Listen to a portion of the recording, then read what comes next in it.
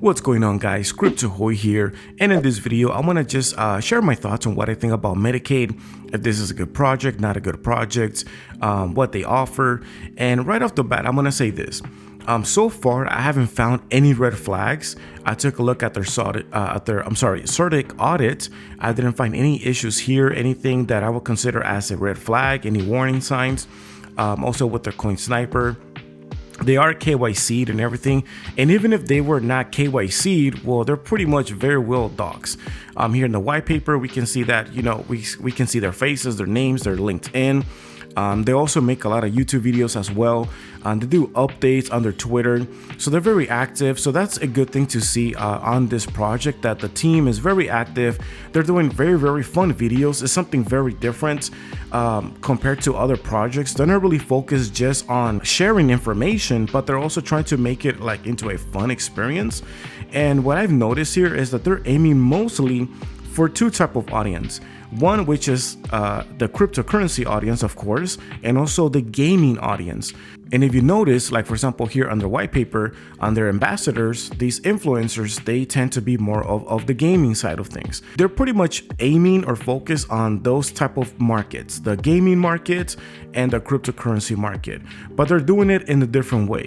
All right, so they're not getting the ambassadors, someone who is just into crypto, no, but they are also gaming. They even show like TikTok videos of them playing video games and talking about the project. They'll be playing a different type of, like I guess they're like playing games on social media, and they also they talk about this project. So they're kind of aiming towards that type of a market, okay, the gaming market. And if you're into cryptocurrency, well, you're already in there, right? Because you're more interested on the investment part of the project and on the actual gaming. Unless you're into both, then they're pretty much hit the jackpot right there. This project is definitely going to be looking very appealing to you. Now, after saying all of this stuff, I do have a few concerns. Actually, two of them. But if I were to just boil them down, it would be the sustainability of this project. Now, to have an audit, it is good, okay? But remember that an audit doesn't mean their intention. So the audit only tells us what the token that it is real, right? It's a functional token, and it gives us all the information on the technical side of the token, but it doesn't tell us the intention of the owner. Okay, so that's something that I always mention here, is that the audit gives us the technical side of it, although sometimes I gotta say that it will tell us if the owner has renounced ownership, how much access they have, if they can have the ability to mint more tokens. So it'll tell us that information, but as far as the intention, we don't know, because we have seen so many projects that even after they have been doxed, even after getting audited, even after being KYC'd, being, making so many, like updates, giveaways, they're giving away money and tokens, giving away prizes, they're in different forms, it still ended up being a pump and dump. So we just gotta watch out for that. And here's my main concern, like I mentioned earlier, is the sustainability. Again, my main concern about this is the sustainability. How will this sustain long term?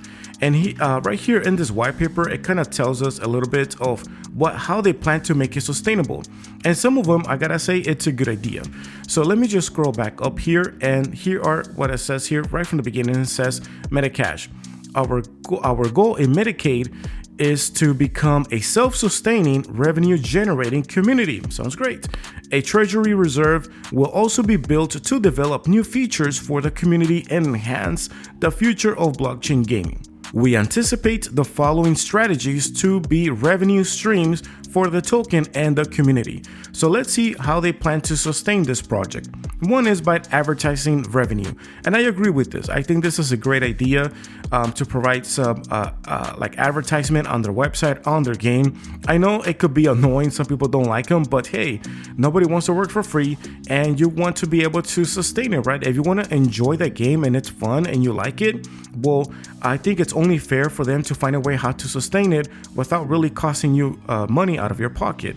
You might have to pay with with time, meaning you have to watch those annoying advertisements on the screen or even video that completely just blocks everything, and you're like forced to watch a 15-second video. But hey, that's the price to pay if you don't want to pay out of pocket. Now the second one is the tournament events price draws. This right here is more of a money going out than of money going in. So this is not of revenue, this is more of a cost. So I think it's fine, because that way you keep things interesting, for players to come back and play. The second one is job listings. Now this is also I will consider, of course, a cost. It's an expense. So this is money leaving the pool, leaving the wallets out of the project. So it's a cost. And the great thing is that they're like in the white paper and even on their early video back in October of last year, they mentioned that they want to give opportunities of internship and grants and stuff like that to help hire people within the same community into this project, which I think is a good idea. I think it's great. But again, this is a cost. Nobody wants to work for free. The fourth one is pay to play arcade. Now, this sounds great. It sounds good. It kind of, if you're from like the 90s and stuff, you guys remember that the arcade, that's what it was. You had to pay either like 25 cents or something in order for you to play a game in the arcade. And I think this is a fun thing. I think this is a good thing, and they can make income off of here as well. The only issue that I have here with the pay to play is that it doesn't really give us information on exactly what percentage of the money coming in from the arcade is going to be used for rewards and what percentage is going to be used for maintaining the platform, maintaining the game. Like I said, they have to be able to generate revenue if they want to keep this up and going for long term. So they haven't really provided that any information, at least here in the white paper that I've seen. But anyways, let's continue to the next one, which is game testing and access to the community. So this right here, I'm not quite sure if this is going to generate revenue or is it considered a cost. I'm guessing they might give, money to the community, like, test this game, it give us your inputs, we'll give you a reward, we'll give you tokens or something. And that is my guess. I'm not sure. This for me seems more of a cost. And the last one is a launchpad. And the launchpad would of course be a creating revenue to the company or to this project, to the devs. And so if anybody who wants to create their own project, they can use their MetaCade, platform, their website, and you're going to be able to launch your token, your project, just like they did, but now you're going to do it on their platform. And for that, there's a cost. It's not free. And if you want to also include marketing, that's going to be an extra cost. Also, if you want to include like mentorship and stuff of that nature, then that's going to be another extra cost and stuff like that. So that's what Launchpad pretty much is, if you want to launch your own token. And that is great. That's another form of increasing the revenue, and that could be considered something that is sustainable. Now you might be asking yourself, well, isn't this already enough for it to be sustainable? So what's the issue now? Well, yeah, you're partially correct. It is gonna help it, but the problem that I see here is that all of this right here only makes sense, all right, if the game is fun enough. If the game is fun enough to bring players for it to play, then everything is going to make sense. Everything is going to work because all the advertisers are going to want to pay, Metacade to have their ads on their website or on their game, because the players they have a high rating of players coming into their platform to play, and so it's going to be worth it. And the more players you have, the higher rates you're going to be able to charge. And the same thing goes with the Launchpad. You have a big community. There's a lot of people there, so you're going to be able to adjust your rates accordingly. But again, this all makes sense if the game is fun to play in the first place. Now here below we have the meta map. And pretty much this is like a roadmap of what they plan to do in the future. So we already have here 2022, which already passed last year on the fourth quarter. So they pretty much are accomplishing, they're kind of checking off all these boxes right here on what they plan to do. They are currently having giveaways as well. Here we have the token launch, which is, scheduled. Well, it is planned to be launched, in the first quarter of 2023. So we can expect that maybe by March or so. Because that's the last month of the first quarter, so it could be launched in March. And it's going to be listed on exchanges, of course. So that's what it's pretty much pending. And then also we have here to create to earn. So this right here seems to me like it says right here, create partnerships with established play to earn projects.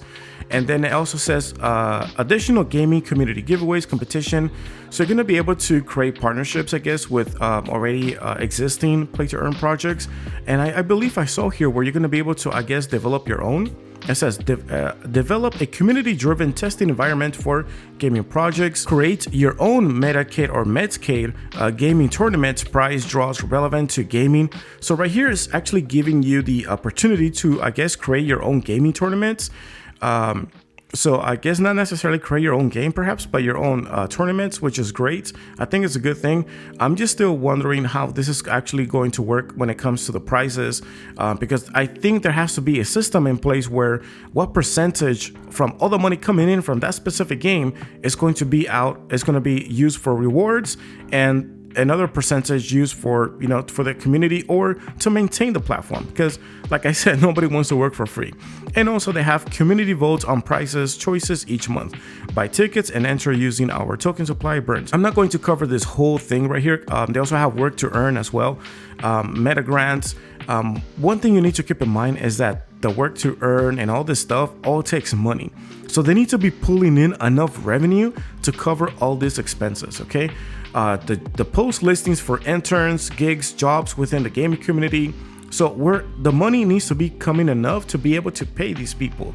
And that's my only concern, like I said, is the sustainability. The idea sounds good, but is it really going to work long term? Or how many months is it going to last? Or maybe they have some other ideas that they haven't really mentioned here perhaps. I'm not quite sure, but that's like I said, that's my really main concern on the sustainability. And speaking of that, here it doesn't really go in depth on how exactly this is going to work. Again, it gives us here an idea of how this is going to be, but not really the process. And I think this is something very important that should be noted on the white paper. It just gives us very just basic information. And then when we go down here to the token supply, we see that 70% is of the pre-sale. 70% of the total is going to be allocated for the pre-sale. And we have here the different percentages for marketing, for development, the liquidity for the decentralized exchanges, and then we have the competition pool. So we have here the amount, I guess, that is going to be taken out for the winning, I guess, players on the for the gaming. But then my concern is that when this runs out, what's going to happen next? So like it says right here, 50 million to competition pool. Okay, out of those 50 million tokens, if it runs out, what's next? You know, where are they going to get the money from? So that's those are things that I kind of look into these type of games or projects because of longevity. Because you can make it work for a few months, but how about for a few years? And the last thing I also wanted to cover was the staking. Okay, staking I think is really good overall, but right here where it says any rewards will be paid in stable amount rather than in the MCADE token to avoid inflating the number of MCADE tokens in circulation. Here I have a little bit of a mixed sentiment. Why? Because instead of using stable, I understand the argument here to avoid inflating, because when you're staking, you're pretty much like removing them, I guess, from circulation. And then when you unstake them, they go back into circulation. But in my opinion, you know, and feel free to comment down below in the section down below. But I think it's better to pay in MCADE or, Metacade tokens because you're adding more utility to the token. If you're using a stable coin than their native token, for the project, then you're giving a little bit of the power to the stable coin, whether that's USDT, USDC, or any other stable token. I think it makes, in my opinion at least, that is better, right? To use their own token that they're using on their platform, on their game. And also they have a burn and buyback mechanism. So pretty much is exactly as it sounds. So they're going to be buying back the tokens and pretty much burning them to reduce circulation, and that would increase a little bit on the value. Now, one thing that I always sometimes I see people saying on social media, Twitter and stuff, even on Telegram, like to burn that they should burn more tokens to increase the value. And the reality is this: what's really going to increase the value of the token is not really the burning, it's the buying. If you burn half of the supply, yes, it will double the price. It will increase, like 2x. but everybody's gonna start selling. And then guess what happens? The price falls back down and you're stuck in square one.